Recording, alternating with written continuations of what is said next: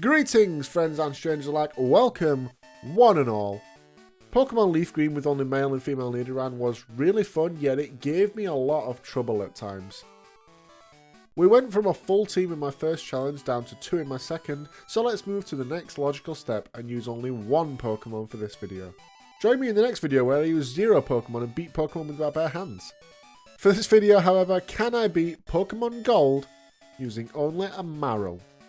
Marill was a very famous Pokemon back in the long lost ages of the late 90s, as there were so many rumours going around about this mysterious, unrevealed Pokemon that had been dubbed Peekaboo by the fandom. What's not mysterious about this Pokemon, however, is that it is terrible. Look at these stats. Its best stat is HP with a pretty decent 70. Defense and special defense are okay for an unevolved Pokemon at 50. But man, those attack stats suck so much that Marill would give Dyson a run for their money. My prediction is that I can definitely beat the Elite Four, but I flat out don't think I can beat Red at the end. I just don't think I can do enough damage to put his Snorlax down. Right, on to the rules of the challenge. Number 1, I'm only allowed to use Marill in battle. I'll probably need other Pokemon for HMs to progress in the game, but they won't be allowed to fight. Number 2, no glitching or exploiting the game to my advantage, however I do choose to use the emulator speed up function as well as save states, because I have limited time to make these videos. And number 3, no using items in battle except for Pokeballs, only held items are available. Let's see what we can do. So before I started, I used the Universal Pokemon Randomizer to change Totodile to Marill. I hate to replace my favourite starter of all time like that, but we have to make the hard choices unfortunately. What's your favourite starter Pokemon? Answer in the comments. Anyway, I replaced Totodile so that our rival would choose Chikorita, which we'll be weak to. I named my Marill Beach Ball. I bet you were expecting me to name him Peekaboo, weren't you? Well, I'm happy to disappoint.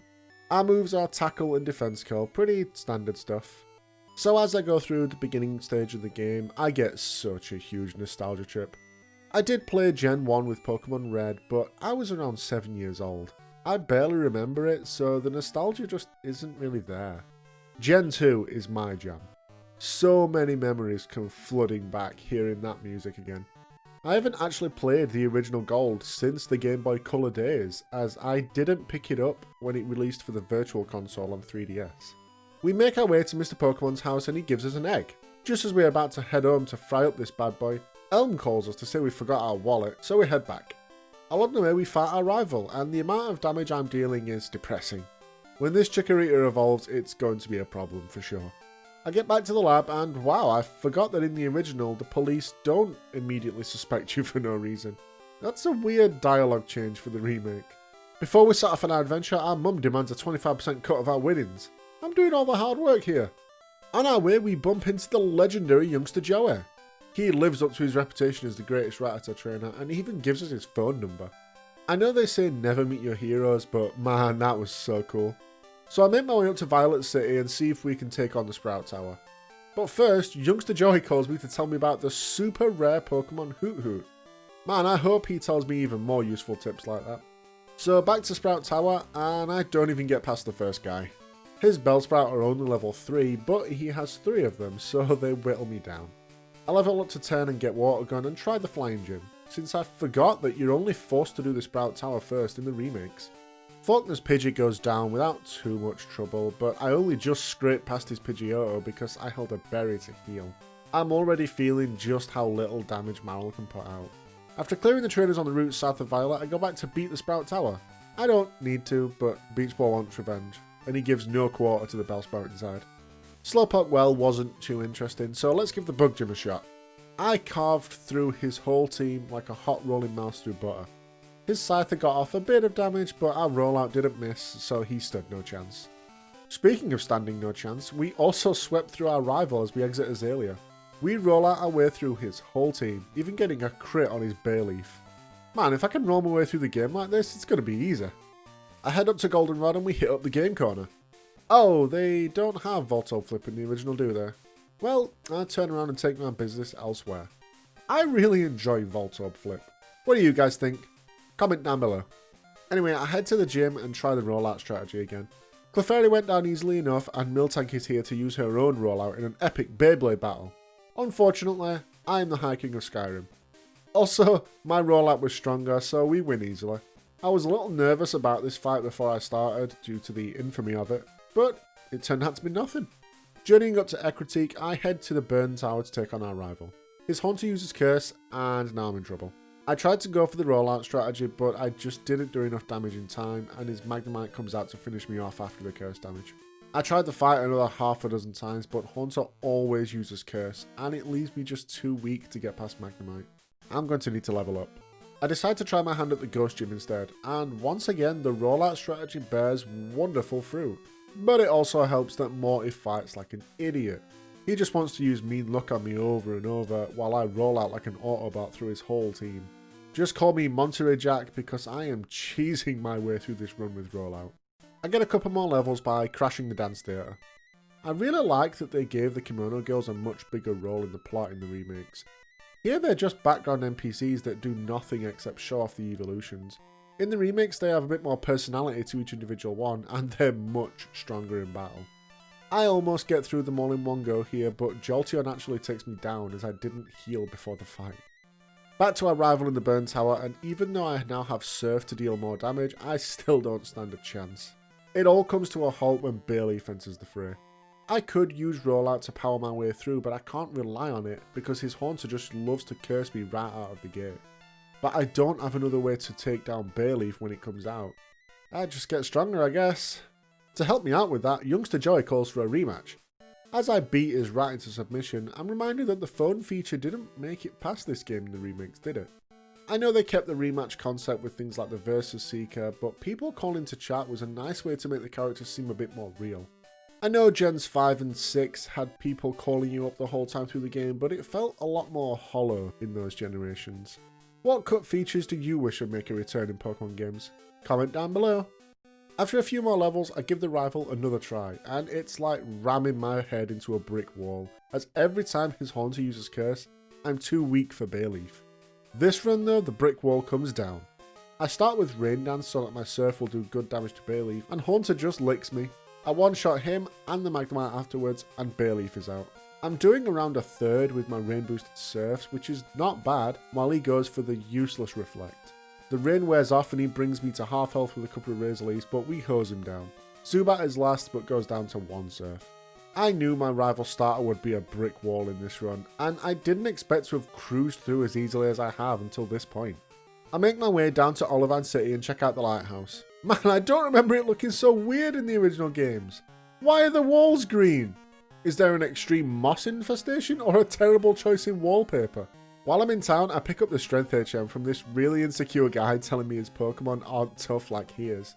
Man, you used to get plot crucial items in the strangest ways, didn't you? I weigh anchor and set sail across the open sea. Drink up, me hearties, yo-ho! I surf down to Signwood and I take on the fighting gym. His Primeape is no big deal, but his Poliwrath is a huge problem. Like a dog covered in mud has just jumped onto your newly washed bedspread kind of problem. He reads my mind like Psycho Mantis to guarantee that his hypnosis hits, then starts punching me in my sleep. I wake up at the last second and punch myself in the face for a pretty embarrassing defeat. This is the first gym in the run that I haven't beaten first try, and I have a feeling it may take a few more. I go and clean up the trainers between Ekritique and Olivan to get a few levels and come back to give Chuck what for. I barely lose my first attempt, so I just try again and get this run. I decide to put up Rain against Primeape as I feel a Rain powered Surf will do more damage to Poliwrath. I get lucky with him missing Fury Swipes and I take him out. Poliwrath comes out and I'm not doing great damage, and he uses Mind Reader and Dynamic Punch to do about a quarter of my health. He punches me again and now I'm getting low. This time he doesn't use Mind Reader and goes for a naked Dynamic Punch, but he misses and we bring him low. He goes for Hypnosis, but we get lucky as he misses again and we take him out with Swift. Man, a lot of missing going on there. I think I just got unlucky in the first fight with him putting me to sleep right away. Now that that's done, we grab the secret potion and go back to the land of horrible wall textures to cure my favourite Pokemon, Ampharos. What's your favourite Pokemon? Comment away. I head to the Steel Gym expecting it to be pretty easy, and it would have been if I had a Pokemon that could hit harder than a Fleabite. We aren't able to one-shot the first Magnemite and it paralyzes us and takes us out with 2 Thunderbolts. After a few retries, I get a run where she doesn't go for Thunder Wave first turn, allowing us to set up Rain and one-shot it with Surf after she missed Supersonic. The second Magnemite goes down too, so here is the big boy Steelix. To my amazement, my rain boosted Surf doesn't one-shot him, as Steelix has pretty bad special defense. She uses Sunny Day of all moves, which is both baffling and brilliant.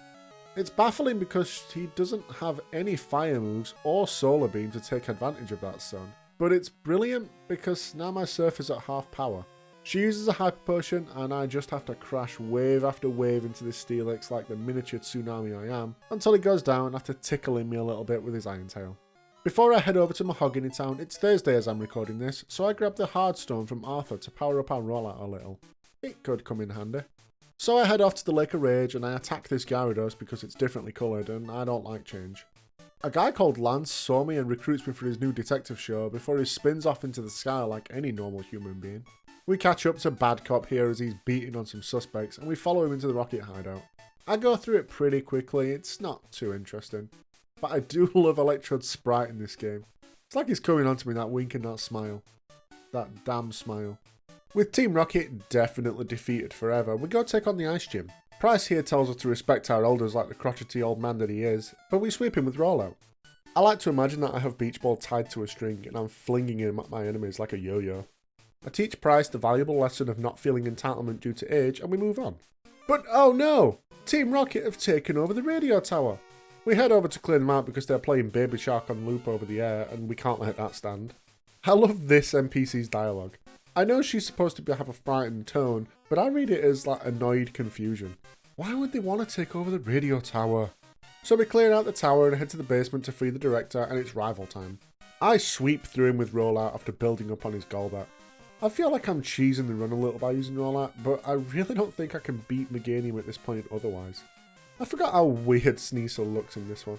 I'm glad they changed its colour scheme to what it is today. Anyway, back to the boring Team Rocket fights.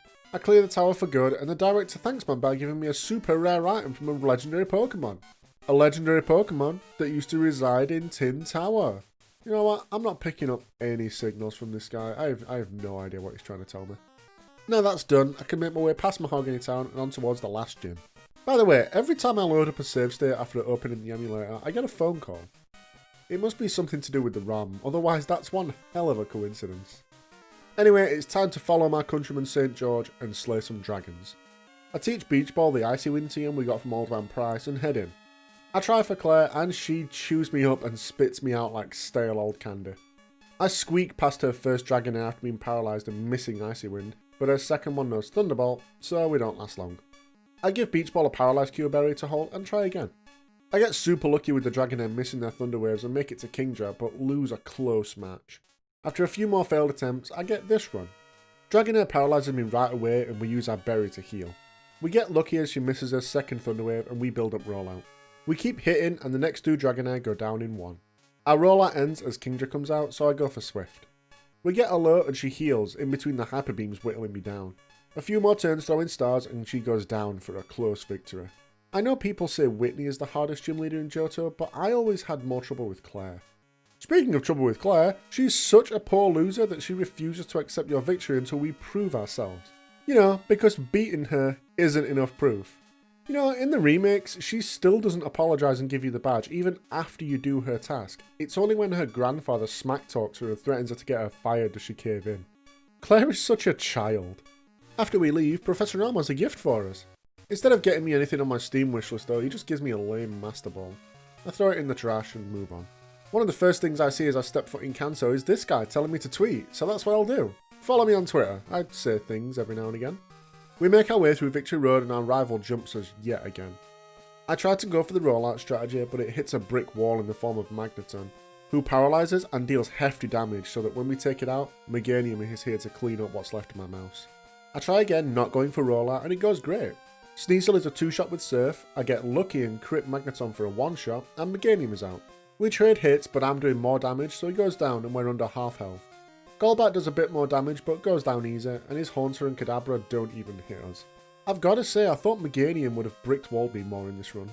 Alright, let's see how we can match up against the Elite Four. Plot twist, we don't. Not even a little bit. I try a few times, but I can't even get past Will's Executor. We have to get stronger.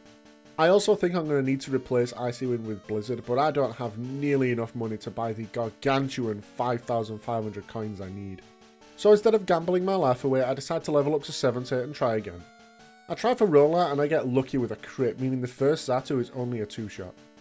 Executor is out and I get lucky again as he misses Leech Seed, which would have probably doomed me. He goes down to 2 more rollouts and Jinx is next, but she is crushed beneath our mighty bouncy ball. Slowbro is here to party with his awesome Spry and we try to start our rollout again. He buffs his special defense with Amnesia, then his attacking defense with Curse. He then crits me with Psychic to bring me below half. I bring him down and last up is his ace Xatu, but we're faster so we one-shot him with rollout. Yeah, if Executor had hit Leech Seed, I would have been dead before I could get my second rollout sweep going. I got lucky. We heal up and head to the next battle against Koga. I love that he made his way to the Elite Four and his daughter is now the gym leader in Fuchsia City. It really shows that the world has changed and time has passed. Anyway, I've been stalling because our first attempt went horribly. We lost almost half our health to his Ariados because we kept missing after he was double teamed. We did well to get as far as we did with low health, but we were just too weak by the time his Crobat came in. Our second attempt failed due to being hit by Toxic early in the fight. I gave Beach Ball a Poison Cure Berry and tried again. I decided to just blast Ariados down with Surf as I figure rollout is just too risky with the double team. Venomoth comes out and we trade shots, but he hits about as hard as a blow-up hammer, so he's down. Forretrust is next, but he only uses spikes, which is hilarious as I can't even switch if I wanted to. And he's gone. Muck is next and he immediately uses Minimize. This is the part in the anime episode where we flash back to a few minutes ago when Koga told me Pokemon battles aren't just about strength, and I understand what he meant. It's about annoying your opponent so much that they give up and go home. Thankfully he misses his Toxic after our berry had already activated and I wash him away. Crobat is last and he goes for the patented Koga's annoying double team. I get him low and he full restores. Thankfully I'm not missing at all and we use Swift to make sure we finish him. Third is Bruno and we had no trouble with him. Hitmontop goes down in 1 surf due to a crit and Hitmonchan is up. He has the elemental punches, but because they're special in this gen, his Thunder Punch is more like a light static shock. 2 surfs end him. Hitmonlee is next and we crit surf again to one-shot him. He sends in his Ace Machamp and his cross chops are doing less than I thought considering his super high attack stat. I guess my defenses are actually pretty decent. Last out is Onyx, but we all know how well he does against any amount of water, so we win the fight. At least Bruno doesn't turn away like a sore loser in this game. Last up for the awesome foursome is Karen, and she's here to speak to my manager and kick my ass. And I'm all out of managers. Her Umbreon has both Sand Attack and Confuse Ray, so we're in for one hell of a party. I take it down, but Vileplume is here to ruin my day. I miss Icy Wind and she paralyzes me. She then sweeps me away easily with Petal Dance. I cannot afford to get paralysed in this fight. I equip a Paralysed Cure Berry and come back. The Umbreon goes better as she tries Sand Attack but fails and we blast her down with a few surfs. Vileplume is out, but she just tries for Stun Spores the whole fight, so we send her out into the cold with Icy Wind, and then finish her with Swift. Gengar is next, and I failed a second attempt due to this thing cursing me, so I'm worried. Turns out he just wanted to lick me, which is a huge social faux pas, and I crush him with a wave. Murkrow comes out, but doesn't do much damage, and it goes down easily. Houndoom is last, and I almost kill it with 1 surf, and she hits a big crunch and drops my special defense. She heals, but I'm faster, so 2 more surfs bring her down for the win. Ha! Get out of here, Karen. Your expired coupons are useless! Last up is the champion Lance, and he leads with Gyarados. Icy Wind would be no good here, so I try for my run-breaking strategy of Rollout. He Hyper Beams me for less damage than I expected, and 3 rollouts bring him down. I then get super lucky as he throws out both of his weaker Dragonite to sacrifice to the Great Rolling Ball. This is great as one of those Dragonite carries Thunder, which I don't want to deal with. Our rollout is done and out comes the big threat, his Ace Dragonite. My Icy Wind does good damage while his Outrage does significantly less. If it was a physical move, it would have probably taken me out, or at least left me low. Another Icy Wind and he's down. Charizard is next and we just don't one-shot him with Surf as he tickled me with a weak Hyper Beam. 1 more Surf and he's done. Outlast is Aerodactyl and I was quite worried here as he will be faster for sure and I think a Stab Rock move could kill me from this range. However, luck is on my side as he misses his Rock Slide and we one-shot him with Surf to win the fight and get into the Hall of Fame. So we have technically beaten the run here, but we all know about the super secret final boss of the game and I won't be able to rest until I at least attempt it. So we're off to Kanto.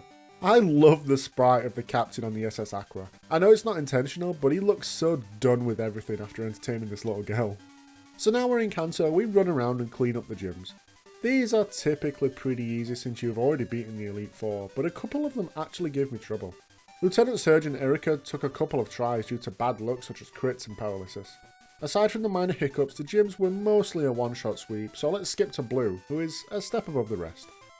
Sorry, did I say step above? I meant several flights of stairs above, because I got squashed like grapes for a fine wine. Pidgeot gets off a bit of damage before he goes down, but I am not liking how little I'm doing with Icy Wind. Exeggutor is next, and he hits me with Solar Beam for just over 200 HP. My jaw was on the floor after that hit.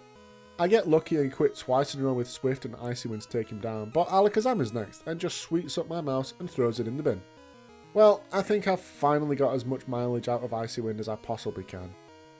I head back to the game corner and use almost all of my Twitch revenue to buy the Blizzard TM.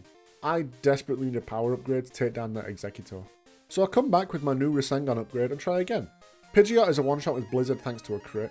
I'm not entirely sure if that was needed there, but I'll take what I can get. Exeggutor is next, and I just missed the one-shot with Blizzard, and he sets up a Sunny Day. I use Swift to knock his health down a little as he heals. My heart was in my mouth as I went for Blizzard, as I needed to hit and kill before he Solar Beams me for massive damage again. I swear, the last pixel of his health took a fraction of a second longer to tick down, and I was about to put on my brown pants. Alakazam is next, and I use Surf, but he disables it. He then outspeeds and hits a decent chunk with Psychic. I crit my Swift though and take him down before he becomes a real problem. Gyarados is up next, and just like when I fought Lance, I only have Rollout for this guy, so I wind up my Beyblade and let it rip. He hits me with a weak Twister and a not so weak Hyper Beam, and I roll him down. Out next is Rhydon, and although I'm locked into Rollout which he resists, I still do good damage while he barely scratches me with Fury Attack. Last out is Arcanine, and my Surf is still disabled, so I go for Swift, only for the disable to wear off that same turn. His Flamethrower does little damage, and I finish him with Surf. Although I had the power up from Blizzard, I still needed a bit of luck to get through that fight. So I make my way to Mount Silver for the final boss of the game, Red. I'm level 85 right now, and while I don't think I'm high enough to beat him, I want to give it a try anyway, just to see how I match up. I get past his Pikachu without him hitting Thunder, but Venusaur obliterates me with Solar Beam.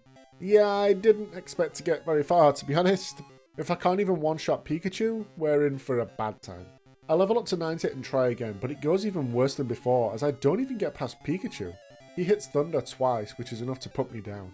I keep coming back and trying a few attempts every 2 levels, but I can barely get past Pikachu and Venusaur. And even when I do, Espeon is waiting with its crazy high special attack to finish me off with Psychic.